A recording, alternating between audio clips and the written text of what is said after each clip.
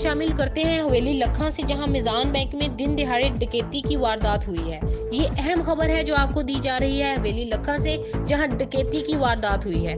एक बार फिर आपको अपडेट कर रहे हैं हवेली लखा से, जहां दिन दिहाड़े मिजान बैंक में 4 मुसल्लह डाकू दाखिल होकर बैंक में मौजूद अमले को यरगमाल बनाकर लाखों रुपए लूटकर फरार हो गए और जाते हुए बैंक मैनेजर को भी अपने साथ ले गए, जिसको रास्ते में छोड़ दिया गया। PNN टीवी को इस वारदात की फुटेज भी मौसूल हुई है और फुटेज में साफ देखा जा सकता है कि बैंक के बाहर पुलिस की वैन भी खड़ी है और डाकू बैंक से बाहर निकलते वक्त पुलिस वैन पर फायरिंग भी कर रहे हैं, जिसके नतीजे में पुलिस का एक कांस्टेबल भी जख्मी हो गया और डाकू वारदात के बाद बासानी फरार हो गए।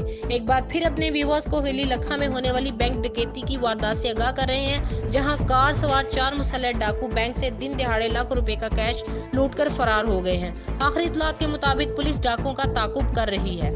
ये अहम खबर थी जिससे आपको आगाह किया जा रहा था। अब तक के लिए इतना ही। मज़ीद खबरों की तफसीलात जानने के लिए हमारी वेबसाइट pnntv.online विजिट कीजिए और रहिए हर खबर से बाखबर।